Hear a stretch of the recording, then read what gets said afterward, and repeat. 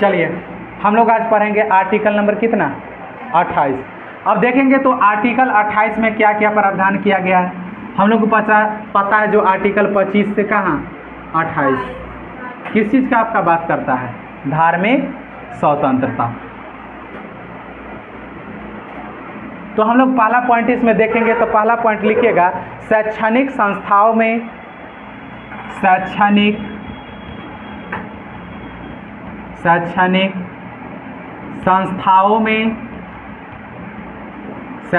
संस्थाओं में धार्मिक शिक्षा प्रतिबंध। शैक्षणिक संस्थाओं में धार्मिक शिक्षा प्रतिबंध। शैक्षणिक संस्थाओं में धार्मिक शिक्षा प्रतिबंध, ठीक है। अब देखिए शैक्षणिक संस्थाओं में धार्मिक शिक्षा प्रतिबंध, तो देखिए 3 प्रकार के क्या होते हैं राज्य में, 3 प्रकार के शैक्षणिक संस्था है। कितने प्रकार का? 3 प्रकार का। एक जो पूर्णतः राज्य द्वारा संचालित किया जाता है, एक पूर्णतः राज्य द्वारा संचालित किया जाता है। दूसरा शैक्षणिक संस्थान होते हैं जो किसी ट्रस्ट द्वारा क्या किया जाता है, तैयार किया जाता है, मतलब चलाया जाता है। और तीसरा टाइप का जो शैक्षणिक संस्थान होता है वो प्राइवेट होता है, मतलब किसी व्यक्ति के द्वारा उसको क्या किया जाता है, चलाया जाता है। जैसे आप देखेंगे कि जो कुछ जो प्राइवेट शैक्षणिक संस्थान है उसको भी राज्य क्या करता है, उसको भी राज्य फंडिंग करता है, सहायता देता है। तो आप कहेंगे कि जो किसी भी प्राइवेट शैक्षणिक संस्थान को राज्य क्यों फंडिंग करेगा, नहीं करना चाहिए। लेकिन हम लोग के यहाँ क्या है, हमारा जो अर्थव्यवस्था है, अर्थव्यवस्था को भी देखेंगे तो मिश्रित अर्थव्यवस्था है, राज्य और प्लस जो प्राइवेट है उसका सह-अस्तित्व। तो शैक्षणिक संस्थान जो है, राज्य भी भाई क्या काम करता है, अगर कोई प्राइवेट हॉस्पिटल कोई खोला है और वहाँ पर राज्य कुछ उसको सपोर्ट कर रहा है, मेडिसिन के स्तर पर या किसी भी चीज़ के स्तर पर है, या कोई कंपनी उसको सपोर्ट कर रहा है, तो ये अच्छी बात है। उसी तरह से अगर कोई शैक्षणिक संस्था अगर खुल रहा है तो उस शैक्षणिक संस्था को खोलने के लिए राज्य उसको कम दामों पर क्या मुहैया करवाएगा, जमीन मुहैया करवाएगा। जबकि कोई अपना पर्सनली कोई एजेंसी खोलने के लिए, कोई एजेंसी खोलना है किसी को, उसके लिए ज़मीन ले रहा है तो पूरा रेट पर मिल रहा है। लेकिन वही कोई व्यक्ति यूनिवर्सिटी खोलना चाहता है तो उसके लिए राज्य उसको कम मूल्य पर ज़मीन क्या करवा देता है, मुहैया। तो आप कहेंगे ये तो भेदभाव, नहीं, राज्य भी क्या चाहता है, जो शैक्षणिक सुधार करने के लिए कोई ज़रूरी नहीं हो कि जो सारा क्या करे, राज्य करे। अगर कोई व्यक्ति प्रयास कर रहा है तो उसको क्या करना चाहिए, सपोर्ट करना चाहिए। तो सबसे पहले जो आप देखेंगे इसमें देखेंगे 1 नंबर का जो होगा, ए नंबर, ए टाइप का जो होगा, इसमें लिखिएगा राज्य द्वारा पूर्णतः संचालित, राज्य द्वारा पूर्णतः संचालित, राज्य द्वारा पूर्णतः संचालित शैक्षणिक संस्थान,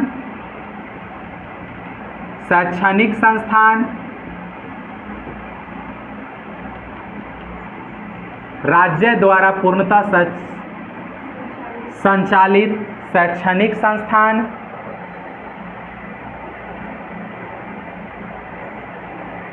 संस्थान, ठीक है। तो राज्य द्वारा पूर्णतः संचालित शैक्षणिक संस्थान में आप किसको रख सकते हैं, जैसे आपका क्या हो गया, जेएनयू हो गया, ये पूर्णतः किसके द्वारा संचालित है, राज्य के द्वारा, जवाहरलाल नेहरू यूनिवर्सिटी। फिर आपका डीयू हो गया, ये पूर्णतः किसके द्वारा संचालित है। फिर आपका बीएचयू हो गया, ये सारा जो है सो आपका पूर्णतः किसके द्वारा संचालित राज्य है। जैसे आप एक सुनते होइएगा नवोदय विद्यालय हो गया, फिर आप सुनते होगा एक सेंट्रल स्कूल हो गया, केंद्रीय विद्यालय, केवीएस इसको भी बोलते हैं, केंद्रीय विद्यालय। ये सब संस्था जो है से पूर्ण रूप से क्या है, राज्य द्वारा संचालित शैक्षणिक संस्था है। इसमें किसी प्रकार का आपका क्या किया जाएगा, धार्मिक शिक्षा नहीं दिया जाएगा। इसका मतलब है, अब इसमें आप पॉइंट बना के एक पॉइंट लिखिएगा, पहला नंबर पॉइंट लिख सकते हैं, किसी प्रकार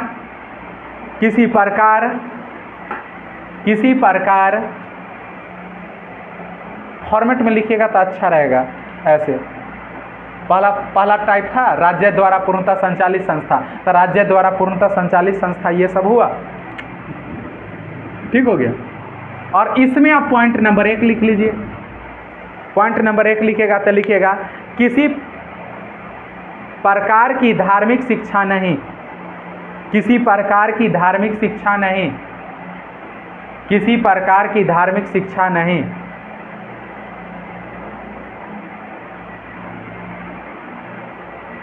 किसी प्रकार का धार्मिक शिक्षा नहीं। दूसरा पॉइंट, अकादमिक उद्देश्य के लिए, अकादमिक उद्देश्य के लिए, अकादमिक उद्देश्य के लिए, अकादमिक उद्देश्य के लिए, उद्देश्य के लिए धर्म का अध्ययन, अकादमिक उद्देश्य के लिए धर्म का अध्ययन, अकादमिक उद्देश्य के लिए धर्म का अध्ययन, धर्म का अध्ययन किया जा सकता है, धर्म का अध्ययन किया जा सकता है।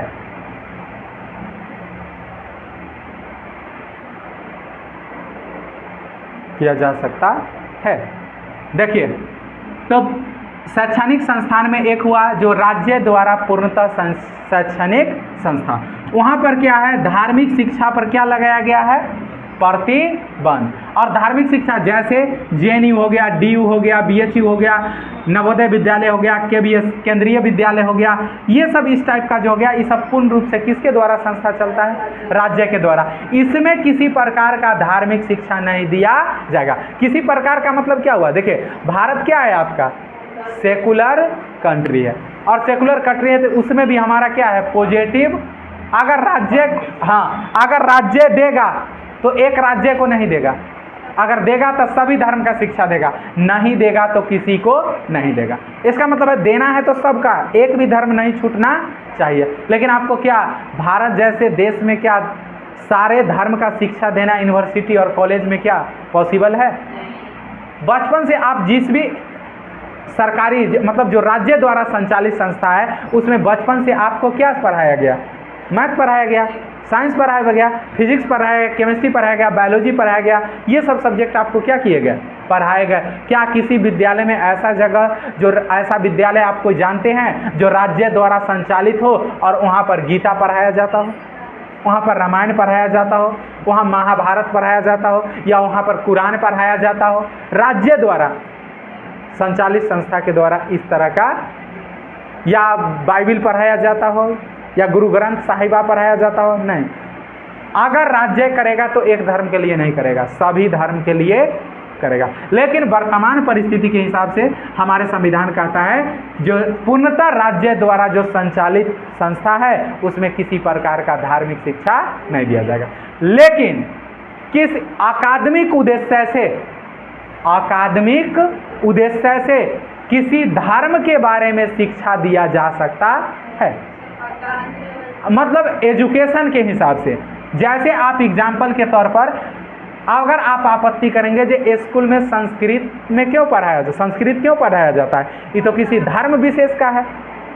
अगर कोई आरोप ये लगाया जाए जो उर्दू क्यों पढ़ाया जाता है, तो भाई उर्दू एक प्रकार का क्या है, भाषा है, और भाषा पर, लैंग्वेज पर किसी का एकाधिकार नहीं होता है। और ये इंटरप्रिटेशन एक बार फंसा, जो संस्कृत क्यों पढ़ाया जाते हैं स्कूल में, जबकि संस्कृत तो सिर्फ स्पेशल हिंदू का मतलब क्या है, वहाँ पर आर्गूमेंट यही निकल के आया। जो अगर आप इतिहास को पलट के देखेंगे तो इतिहास ये मान के चलता है जो सभी, आप देखिए देश के जितना सबसे, या इतिहास के जितना सभी बड़े ग्रंथ उठा के ले लीजिए, सभी ग्रंथ किस भाषा में है, संस्कृत भाषा में। तब माना जाता है कि जो सभी भाषाओं का जननी, माता पिता जो है सो कौन है, संस्कृत, क्योंकि सब वहीं से निकला है। तो संस्कृत को हम किसी एक धर्म का भाषा कैसे मान सकते हैं, क्योंकि अगर सारा भाषा उसी में से निकला, अगर इतिहास के पर्सपेक्टिव से बात करेंगे तो सारा भाषा वहीं से निकला, तो हम कैसे मान लेंगे कि जो संस्कृत किसी एक धर्म का भाषा है।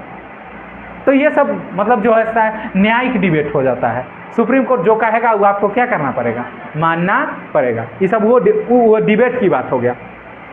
लेकिन किसी अकादमिक उद्देश्य से, मतलब जानकारी के उद्देश्य से। अब जैसे आप कहेंगे कि जो अगर राम के बारे में स्कूल में पढ़ाया जाता है, जीसस के बारे में पढ़ाया जाता है, गुरु नानक के बारे में पढ़ाया जाता है, बुद्ध के बारे में पढ़ाया जाता है, जैन के बारे में पढ़ाया जाता है, तो उसके बारे में पढ़ाया जाता है, उसके बारे में ज्ञान नहीं दिया जाता है। जैसे उसका ऐतिहासिक पर्सपेक्टिव जाना जाता है, आप अपने इतिहास को जानना चाहते हैं, जैसे बुद्ध 6ठी शताब्दी में उनका क्या हुआ, जन्म हुआ, फिर वो अहिंसा के क्या थे, बहुत नज़दीक थे, अहिंसा के पुजारी थे, फिर बाकी ये सब चीज़ उनका जो सिद्धांत था, दर्शन था, विचार था, वहाँ पर क्या किसी को कहा जाता है कि जे आ जाओ भाइयों और बहनों, किसी यूनिवर्सिटी और कॉलेज में पढ़ाते समय कोई टीचर ये बात कहता है जे आओ हम तुम सबको क्या करवा देते हैं, इस जो धर्म हो इस धर्म में ये अच्छी बात है, आके सब इस धर्म को स्वीकार कर लो और हम करवा देते हैं। क्या ऐसा कोई शैक्षणिक संस्थान में ऐसा होता है? नहीं। सारे धर्म के बारे में क्या किया जाता है, पढ़ाया जाता है। पढ़ाया इसीलिए जाता है क्योंकि आपका देश में, आपके समाज में जो इतिहास रहा, उस इतिहास को आप क्या करें, समझे या जाने। तो आप धार्मिक उद्देश्य से ऐसा क्या है नहीं कर सकते हैं, बल्कि अकादमिक उद्देश्य से ऐसा कर सकते हैं। तो यहाँ तक कोई दिक्कत नहीं ना। अब दूसरा लिखिएगा, बी टाइप का जो था, ये तो ए में था, जो पूर्णतः राज्य द्वारा संचालित संस्था। यहाँ पर टोटल का टोटल जो बजट आएगा वो कहाँ से आएगा, राज्य द्वारा। उसके बाद दूसरा लिखिएगा, ट्रस्ट के द्वारा स्थापित शैक्षणिक संस्था, ट्रस्ट के द्वारा स्थापित शैक्षणिक संस्था या संस्थाएं, ट्रस्ट के द्वारा स्थापित शैक्षणिक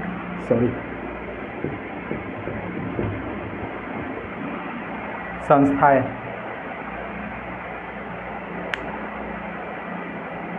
देखिए, तो किसी ट्रस्ट के द्वारा जो शैक्षणिक संस्था क्या होगा, संचालित होगा। इसमें लिखिएगा 1 नंबर, धार्मिक शिक्षा, शैक्षणिक संस्था में धार्मिक शिक्षा, शैक्षणिक संस्था में धार्मिक शिक्षा दी जा सकती है, शैक्षणिक संस्था में धार्मिक शिक्षा दी जा सकती है,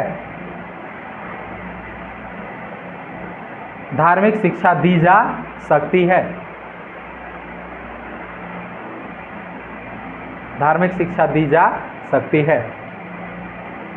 देखिए, अगर ट्रस्ट द्वारा, किसी एनजीओ के द्वारा अगर कोई संस्था क्या है, संचालित है, तो उसको क्या कर सकता है, वहाँ पर आप धार्मिक शिक्षा दे सकते हैं। जैसे आप देखेंगे, एक डीएवी का नाम सुने होंगे, डीएवी, इसमें से कोई पढ़ा है डीएवी में? नहीं। तो डीएवी में आपका क्या होता है, जो वहाँ पर दयानंद एंग्लो वैदिक स्कूल, दयानंद एंग्लो वैदिक स्कूल नाम से ही क्या है, कन्फर्म है। मतलब यहाँ पर जो इनका जो विचारधारा होगा वो किस दर्शन से रिलेटेड होगा, वेदांत दर्शन से। अब ऐसा नहीं कि यहाँ पर मैथ नहीं पढ़ाए जाते हैं, यहाँ पर साइंस नहीं पढ़ाए जाते हैं, यहाँ पर बाकी जो सब्जेक्ट है वो नहीं पढ़ाए जाते हैं, लेकिन उसके साथ साथ थोड़ा बहुत धार्मिक शिक्षा भी क्या किया जाता है। देखो, जो बच्चा डीएवी का पढ़ल होगा और जो भी बच्चा आपका एक है सरस्वती शिशु विद्या मंदिर, उसका पढ़ा हुआ अगर बच्चा होगा, तो आप मान के चलिए जो उस बच्चा के अंतर्गत धर्म के लेके जो होता है वो परसेप्शन थोड़ा ज़्यादा क्या रहता है, हावी रहता है। और बहुत ज़्यादा अगर आप देखेंगे तो बहुत ज़्यादा सेंटिमेंटी भी रहता है। सेंटिमेंटी मतलब समझे ना, हाँ, एकदम सजग रहेगा वो। मतलब खाना खाएगा तो कम से कम हम देखें 1-2 स्टूडेंट ऐसा, जब वो मतलब कोचिंग में आ जाता था, ताजपुर में पढ़ाते थे, एक बच्चा आया हुआ था, शिशु विद्या मंदिर का विद्यार्थी था, वहाँ तक, हाँ, गुरुकुल का, वहाँ तक इंटर तक वहाँ तक पढ़ा था और उसके बाद आया था। तो वो आता था तो जब 12 बजे खाना खाता था तो खाना निकाल के पहले 10 मिनट 15 मिनट खाना को पहले प्रणाम करता था। जितना में सारा बच्चा खाओ के हाथ धो लेता था उतना देर उसको मतलब उसका प्रणाम करता था, उसको फिर उठा के हाथ पर लेके चींटी को देता था, क्या करता था और उसको खाने में आधा घंटा लगते थे। फिर क्या क्या मंत्र का आंख बंद करके क्या करता था, जाप करता था, मतलब सम्मान से, मतलब जो भी हो। लेकिन हमें पता नहीं है तो भाई समस्या तो होगा जो क्या पढ़ते थे नहीं पढ़ते थे, ठीक है। फिर अगर फिर डीएवी वाला बच्चा को भी, और उनको तो प्रार्थना ही करवाया जाता है, यदा यदा ही धर्मस्य ग्लानि भव, और इसका मतलब गीता का श्लोक वहाँ पर पढ़वाया जाता है। तो इसका मतलब आप समझ सकते हैं ना, क्योंकि वो क्या है वहाँ पर दिया जा सकता है, वो एक तरह का क्या है, ट्रस्ट है। और आप देखेंगे ट्रस्ट है, अब ट्रस्ट में तो राज्य फंडिंग करती है, राज्य फंडिंग करती है, राज्य तो वहाँ पर उसको क्या करता है, सहायता राशि देता है। अब कहेंगे राज्य ऐसा क्यों करता है, अब देखिए राज्य इसलिए क्योंकि राज्य का भी उद्देश्य क्या है, देश के अंतर्गत शैक्षणिक व्यवस्था जितना ज़्यादा से ज़्यादा क्या हो, अच्छा हो। अब ये कोशिश कर रहा है, तो ये सिर्फ ऐसा नहीं है कि किसी धार्मिक शिक्षा ही दे रहा है, धर्म के साथ साथ ये क्या कर रहा है, विज्ञान भी पढ़ा रहा है, मैथ भी पढ़ा रहा है, साइंस भी पढ़ा रहा है, हर चीज़ क्या कर रहा है, पढ़ा है, सब सब्जेक्ट पढ़ा रहा है। उसके साथ साथ थोड़ा बहुत धार्मिक शिक्षा भी क्या है, दे रहा है। तो क्या है, अगर किसी ट्रस्ट द्वारा संचालित कोई संस्था हो गया, जैसे डीएवी हो गया, इस शिशु विद्या मंदिर हो गया, इस तरह के बहुत सारे गुरुकुल बहुत सारे हो गए, इसका मतलब क्या हुआ, ये मतलब लागू हो सकता है। इसका मतलब है किसी ट्रस्ट द्वारा संचालित शैक्षणिक संस्था में धार्मिक शिक्षा दिया जा सकता है। और पहला था जो राज्य द्वारा पूर्णतः संचालित होगा उसमें धार्मिक शिक्षा नहीं दिया जाएगा। अब मान लीजिए ना कभी रामचंद्र हाई स्कूल में या कॉलेज में कभी कोई किसी तरह का धार्मिक शिक्षा आप लोग पढ़े होंगे तो दिया गया है नहीं, क्यों नहीं दिया गया, क्योंकि यह पूर्णतः किसके द्वारा संचालित है, राज्य के द्वारा संचालित। वही कोई ट्रस्ट खोलेगा तो वो दे सकता है जिसको भी देना है, ठीक है। चलिए अब तीसरा टाइप आपको क्या बताए थे, तीसरा कुछ बताया गया था, तीसरा था आपका राज्य द्वारा मान्यता प्राप्त, राज्य द्वारा मान्यता प्राप्त, हाँ तो वही हुआ, प्राइवेट ही होगा, राज्य द्वारा मान्यता प्राप्त शैक्षणिक संस्था, राज्य द्वारा मान्यता प्राप्त शैक्षणिक संस्था, राज्य द्वारा मान्यता प्राप्त अंडरलाइन, मान्यता प्राप्त अंडरलाइन। देखिए यहाँ पर मान्यता प्राप्त क्यों कहा, देखिए आप ऐसे देश में रह रहे हैं, भारत एक ऐसा देश है जहाँ जाली यूनिवर्सिटी भी चलते हैं, फर्जी यूनिवर्सिटी चलते हैं, देश में 100 के संख्या में फर्जी यूनिवर्सिटी आपका क्या है, चलते हैं। इसका मतलब इसीलिए कहा गया जे वैसे अब कोई फर्जी चला रहा है उसको हम बात नहीं कर रहे हैं, कोई फर्जी चला रहा है उसका बात नहीं कर रहे हैं, लेकिन जो राज्य द्वारा मान्यता प्राप्त क्या है, शैक्षणिक संस्था है, उस संस्था के लिए भी कुछ क्या रखे गए, शर्त रखा गया। जैसे राज्य द्वारा मान्यता प्राप्त, जिसको आप प्राइवेट बोलते हो, राज्य मान्यता दिए हुआ है, राज्य के यहाँ आपका रजिस्ट्रेशन है, हर चीज़ है, लेकिन राज्य उसको सहायता क्या करता है, फंडिंग नहीं करता है। जैसे एग्जाम्पल के तौर पर, जैसे मान लीजिए ना जो कोई प्राइवेट कॉलेज आप देख सकते हैं, जैसे जमुरत राय कॉलेज मान लीजिए जो डिग्री कॉलेज है या वो इंटर कॉलेज है, इसका मतलब वो क्या हुआ आपका, राज्य द्वारा। बहुत सारे यूनिवर्सिटी है, जैसे आप मान लेंगे जो कुछ यूनिवर्सिटी, जैसे उत्तर प्रदेश में यूनिवर्सिटी एफएस हो गया, जेएस हो गया, ये सब कौन सा यूनिवर्सिटी है, हाँ बहुत सारा। फिर बिहार में भी कई यूनिवर्सिटी है, सीवी रमन हो गया, बिहार में जो आपका शायद इधर का भगवानपुर में सीवी रमन है, ये हो गया, ये सब यूनिवर्सिटी आपका क्या है, मान्यता प्राप्त है, सारा मैनेजमेंट खुद से क्या है, करता है। तो इसके लिए भी कुछ शर्त है, तो इसमें पहला शर्त लिखिएगा, पहला शर्त लिखिएगा, धार्मिक शिक्षा सशर्त दी जा सकती है, धार्मिक शिक्षा सशर्त दी जा सकती है,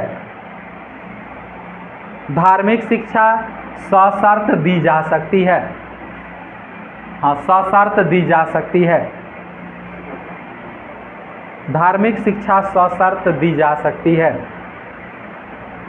सशर्त दी जा सकती है। धार्मिक शिक्षा सशर्त दी जा सकती है, सशर्त।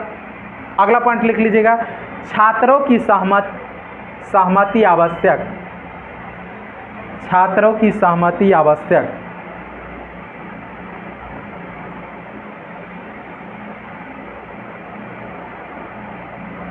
तीसरा,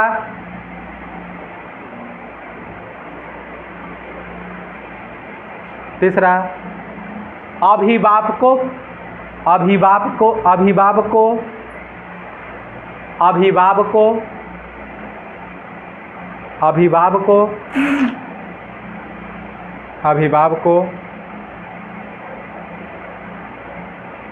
से सहमति, अभिभावकों से सहमति, अभिभावकों से सहमति। ब्रैकेट में लिख लीजिएगा, बच्चा माइनर हो तो, माइनर मतलब समझते हैं ना, अल्प वयस्क। आप 18 साल का हो गए उसके बाद तो आप पूछने का जरूरी नहीं है, लेकिन 18 साल से पहले का है, अल्प वयस्क है, तो गार्जियन अभिभावक से पूछा जाएगा। देखिए, तो राज्य द्वारा मान्यता प्राप्त जो आपका क्या है, संस्था है, राज्य द्वारा मान्यता प्राप्त संस्था होगा। यहाँ पर 2-3 कंडीशन दिया गया। वहाँ पर धार्मिक शिक्षा दिया जा सकता है, लेकिन उसके लिए कुछ क्या होंगे, सशर्त होंगे।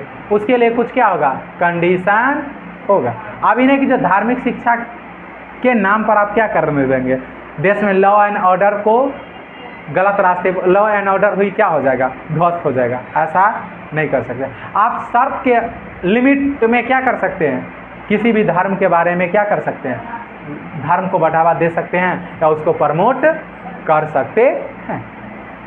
लेकिन ये नहीं कि जो आपको, हमारे यहाँ कोई भी राइट जो है सो आपका एब्सोल्यूट राइट क्या है, नहीं है। क्योंकि संविधान सभा बहुत दूरदर्शी व्यक्ति ये लोग थे, ये लोग बात क्या करते थे, समझते थे। ठीक है, उसके बाद में कहा जा रहा है जो क्या होना चाहिए, अब छात्र का क्या होना चाहिए, सहमति होना चाहिए। देखो भाई, कोई किसी से सहमति लेता नहीं है। आपको जब पता है, जब प्राइवेट वो संस्था है वहाँ पर दिया ही जाता है तो आप वहाँ जाएंगे। अगर नहीं लेना है तो जाएंगे क्यों, दुरुपयोग तो हर जगह होता है ना। फिर अभिभावक की क्या सहमति, क्या आपके बच्चे, अगर कोई ऐसा स्कूल में बच्चा पढ़ रहा है जहाँ पर स्कूल में कौन सा प्रार्थना करवाना है, क्या वो अभिभावक से पूछता है जी आपके बच्चा को ये प्रार्थना करवाएंगे, इस भगवान से संबंधित है, क्या आप इससे सहमत है? क्या अगर पूछा जाएगा तो क्या प्रार्थना हो पाएगा, पढ़ाई हो पाएगा स्कूल में, कि पूरा दिन प्रार्थना में ही निकल जाएगा? कोई कहेगा कि जे अब मान लो 10 गो अथी जो था गार्जियन था, बोला ई वाला करवाना, तू ही राम है तू ही रहीम है। कोई कह रहा है कुछ, कोई कह रहा है कुछ, कोई कह रहा है कुछ। इसी तरह से 50 गार्जियन 50 तरह का बात कह के चला गया। और वो बेचारा बहुत नैतिक और धार्मिक व्यक्ति था, संस्था चलाने वाला, और कहा आज से पढ़ाई लिखाई बंद, आज से भर दिन ये 50 गार्जियन का सम्मान किया जाएगा, अभिभावक का हो जाएगा उनके कल्याण। ठीक है, तो ये मतलब कहने की क्या है, कहने मात्र क्या है बात है। और जहाँ तक रहा यूनिवर्सिटी का बात, तो यूनिवर्सिटी में तो ये सब चक्कर नहीं है, प्रार्थना होगा कि नहीं, आओ सनम और जाओ सनम, जाओ और जो काम है करो और वहाँ से क्या करो। अच्छा, आज तक कभी यूनिवर्सिटी आप लोग गए हैं तो वहाँ पर लाइन में खड़ा होकर क्या प्रार्थना किए हैं? जैसे हाई स्कूल में किए होंगे, मिडिल स्कूल में किए होंगे, प्राथमिक विद्यालय में किए होंगे, उस तरह का वहाँ पर यूनिवर्सिटी जाते हैं तो कैसे तरह का, या एग्ज़ाम वगैरह, मान लो एग्ज़ाम वगैरह भी होता है, उस समय में लगभग सब विद्यार्थी आता है। ऐसे तो मान लो काम के हिसाब से इक्का दुक्का जाते हैं और अपना काम करवा के आते हैं, तो उस समय तो समझ में आता है। लेकिन यहाँ तक देखेंगे एग्ज़ाम वगैरह में पूरा प्रेजेंटेशन रहता है, उस समय में भी क्या होता है, नहीं होता है। सीधे टाइम हुआ, घंटे लगा, जाओ क्लास में बैठो। जिंदगी वो है भाई स्वतंत्रता, स्वतंत्रता उसको बोलते हैं। अब ये डेली घीस पीट के एक ही बात को बोलते रहो, वो अब हमारा मन है आँख मुने हम न मुने, हाथ जोड़े या न जोड़े। टीचर बोला कि नहीं, जोड़ना ही पड़ेगा, आँख बंद करना ही पड़ेगा, प्लस में बोलना ही पड़ेगा। कई बार तो हम लोग इसलिए भी स्कूल में धोआ जाते थे कि जो प्रार्थना ठीक से नहीं करता, प्रार्थना के समय हुलुक हुलुक करता है। अब बच्चा का जाति वो डेली एक जैसा, क्योंकि मूल समस्या था कि जो उस समय उस भाई साहब को फंडामेंटल राइट पता नहीं था, या अभी जो स्कूल में जो उनके साथ किया जाता है उनको राइट पता नहीं है। अगर उन लोग को फंडामेंटल राइट ठीक से पढ़ा दिया जाए तो वो लोग क्रांति कर देंगे, और बच्चा क्रांति करने में क्या रहता है, आगे रहता है। कार्ल मार्क्स कहा था कि अगर देश में क्रांति लाना है तो शक्ति किसके हाथ में दे दो, युवाओं के हाथ में दे दो। उसका स्टेटमेंट, इसका मतलब है जो लोग के पास क्या है नहीं पता है, मतलब पिछले 10 साल से एक ही प्रार्थना करते आ रहा है, एक ही, मतलब कि जो जैसे मौन धारण करता था वैसा ही कर रहा है हर चीज़। उसके मन में कभी तो विद्रोह आता होगा, यार क्यों करवाते हो डेली सर, किसको अच्छा लगता है। लेकिन हाँ, रियलिटी स्वतंत्रता आपको मिलता है कहाँ, यूनिवर्सिटी कॉलेज में जाने के बाद, क्योंकि किसी के ऊपर कोई दबाव क्या है नहीं है, न प्रार्थना करना है, न किसी देवी का नाम लेना है, न किसी देवता का नाम लेना है, न किसी अल्लाह का नाम लेना है, न किसी ईश्वर का नाम लेना है, बिंदास है आप। चलिए अब ये इसका आप हम लोग नीचे निष्कर्ष लिखेंगे, निष्कर्ष।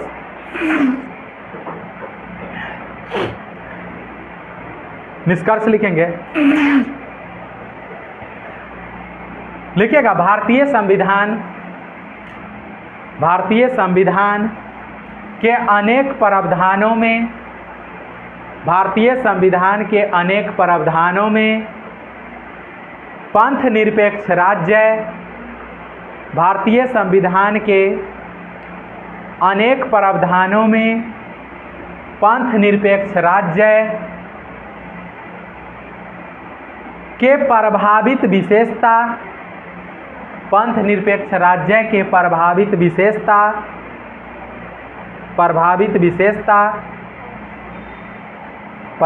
विशेषता विद्यमान है, प्रभावित विशेषता विद्यमान है, क्योंकि राज्य धर्म को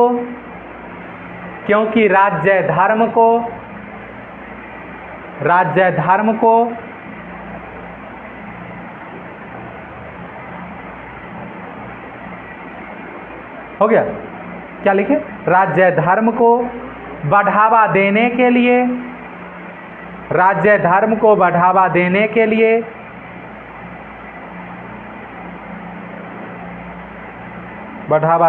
लिए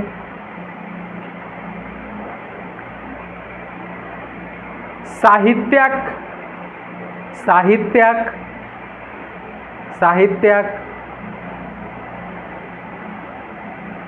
उद्देश्य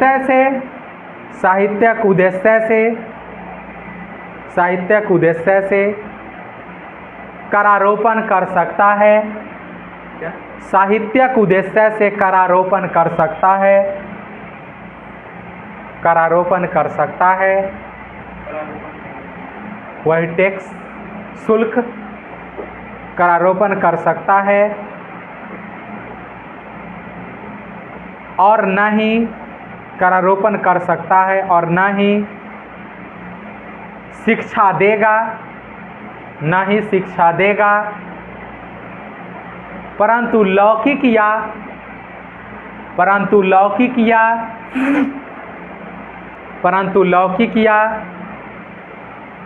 पंथ निरपेक्ष कार्यों, लौकिक या पंथ निरपेक्ष कार्यों और सामाजिक कल्याण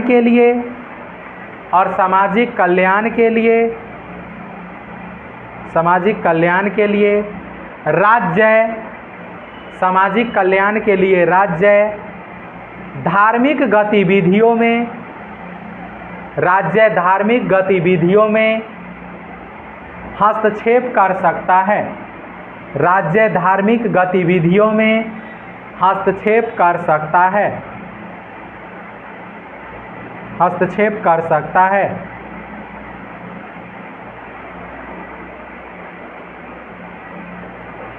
इसीलिए धर्म एवं राज्य का अलगाव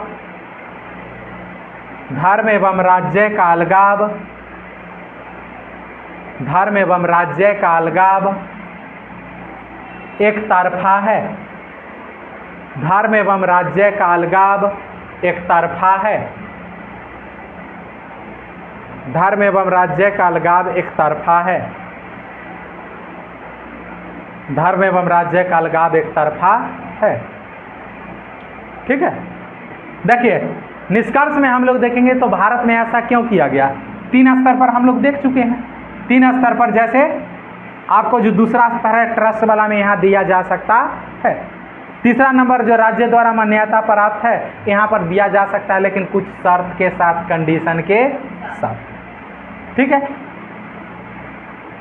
ऐसा क्यों? क्योंकि भारत एक क्या है, भारत के संविधान को देखेंगे तो भारतीय संविधान के कई ऐसे पॉइंट है जहाँ जिसको पढ़ने के बाद ये लगता है जो भारत एक क्या है, धर्मनिरपेक्ष राज्य है। अब जैसे धर्मनिरपेक्ष राज्य कहने का मतलब क्या हुआ, एक तो आपको 42वां संविधान संशोधन के द्वारा संविधान में लिखवा दिया गया। 42वां संविधान संशोधन में 3 शब्द जोड़े गए थे। कौन सा? पंथ निरपेक्ष, समाजवाद और अखंडता। ये 3 शब्द क्या किए गए थे, जोड़वा दिए गए थे। लेकिन इससे ये जोड़वाने न जोड़वाने से कोई बड़े पैमाने पर फायदा नहीं है। या इससे पहले भी अगर आप देखें, इसका मतलब ये नहीं था कि इससे पहले भारत सेकुलर कंट्री नहीं था। इससे पहले भारत सेकुलर कंट्री नहीं था, ऐसा बात नहीं है। अब भारतीय संविधान का लगभग 50 आर्टिकल देख लेंगे, वहाँ पर आपको देखने को मिल जाएगा कि भारत क्या था, सेकुलर कंट्री था। जैसे आप आर्टिकल 14, विधि के समक्ष समता और विधि का समान संरक्षण। भाई किस देश का खूबसूरती हो सकता है जो लोकतांत्रिक और पंथ निरपेक्ष काउंट होगा उसके लिए। यहाँ पर तो किसका बात करता है, व्यक्ति का। किसका बात करता है, नागरिक का भी नहीं, व्यक्ति का। विधि के समक्ष समानता और विधि का समान संरक्षण, इसका मतलब प्रत्येक व्यक्ति के लिए यह क्या होगा, बराबर होगा। नागरिक के लिए भी नहीं, व्यक्ति के लिए। आर्टिकल 15, धर्म, जाति, लिंग, जन्मस्थान, इनमें केवल इनके आधार पर किसी के साथ भेदभाव नहीं किया जा सकता है। आर्टिकल 16, राज्य किसी भी पद पर इन आर्टिकल 15 के आधार पर किसी को वंचित नहीं कर सकता है। आर्टिकल 17, अस्पृश्यता का अंत। कहाँ किसी धर्म, इसका मतलब है जो आप बहुत सारा आर्टिकल देखेंगे जो इंडिकेट करता है जो भारत क्या है, सेकुलर कंट्री है। तब भारत की संविधान ही सेकुलर था।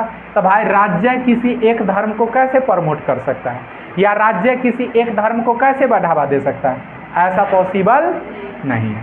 ठीक है, तो ऐसा मतलब इसीलिए किया गया। चलिए, और इसमें जो है सो वही धार्मिक उद्देश्य के लिए राज्य किसी के ऊपर करारोपण नहीं कर सकता है। करारोपण नहीं करने का मतलब हो गया टैक्स नहीं लगाया जा सकता है। ठीक है, यहाँ तक किसी को कोई दिक्कत नहीं। इसका मतलब हो गया कि आपका ये आर्टिकल नंबर 28 क्या हो गया, कंप्लीट हो गया। इसको बंद कर दीजिए।